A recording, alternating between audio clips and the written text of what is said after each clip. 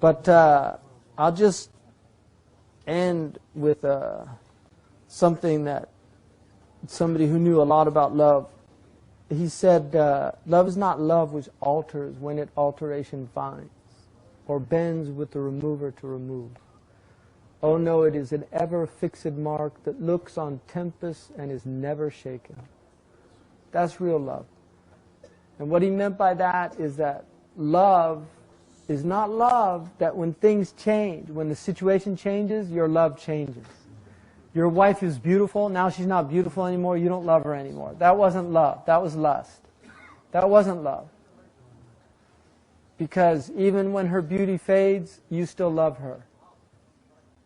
If it's real love, if it's real love, you'll still love her.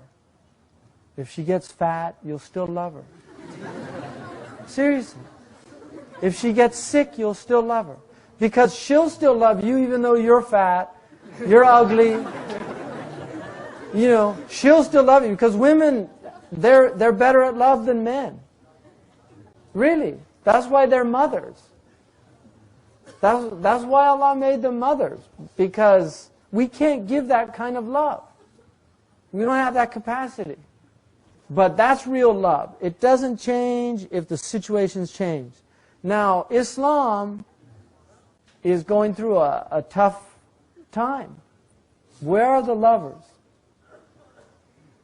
Because I think everybody, I really want you to think about this question.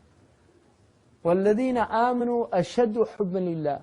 Those who believe in Allah love Allah more than they love their dunya. And I want you to think about what people out there are doing for their dunya. Because they amaze me. I'm amazed at what people do for their dunya. And you have to ask yourself if you're doing 1/10 for your akhirah, what they're doing out there for their dunya. 1/10. Just 1/10. Because they're working 10, 12 hours a day, amassing all these goods, learning about them. Seriously, go to the bookstore and just look at the dummies books. People learn about the most bizarre things because they're interested in them. They like them. They'll learn all about Java, if that's even a language that I don't even know anymore. But they'll go and they'll learn Java because they want to program computers. Some not even for dunya, just because they like computers. They'll learn a computer language, but people won't learn Arabic to understand Allah's book. Seriously, you have to ask yourself, Arabic's not that hard. I guarantee you, Arabic is not that hard. Arabic, from one perspective, it's impossible. It's the most difficult language in the world. It is. And it's endless. As long as you live, you'll never encompass Arabic.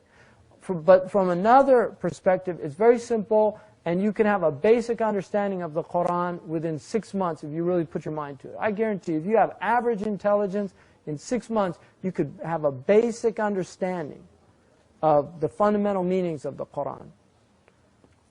There's people, they'll learn, if they fall in love with a French woman, they'll get the lingual phone, they'll get the Berlitz, they'll go to the 6-month immersion course so they can say, Je t'aime. Yeah. It's really, they'll do it all just so they can say that. For love.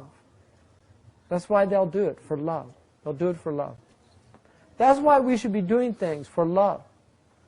For love of Allah. Not out of fear of Allah. For Allah is worthy of fear. حَرِيٌّ أَن يُخَافْ وَمَنْ خَافَ مَقَامَ رَبِّهِ. He's worthy of fear. But even the fear of Allah should be rooted in love. It's like the fear that a child has in upsetting the parent. It's not really rooted in pure fear. It's actually from love. They love the parent so much, they're afraid of upsetting the parent. That's the fear of Allah. It should be still rooted in love.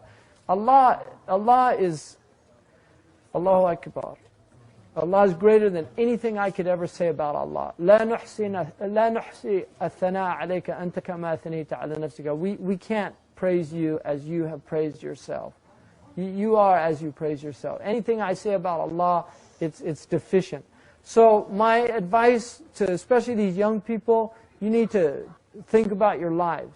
This is our time, and we're all at different stages in time, but everybody, most people get on average 60, 70, 80 years. This is our time. And what you do with your time is going to determine what happens when you leave this time, because we're all going to depart from the world. And so it's important to really ask yourself how you're spending your life, what you're doing with your time. Are you doing useful things, worthwhile things, beneficial things? Are you getting closer to Allah subhanahu wa ta'ala? Are you coming to know your Prophet better? He's worth knowing. His seerah is worth knowing. The stories about him are worth knowing. His hadiths are worth knowing. His family, it's worth knowing who they are, what they went through. All these things. Wallah.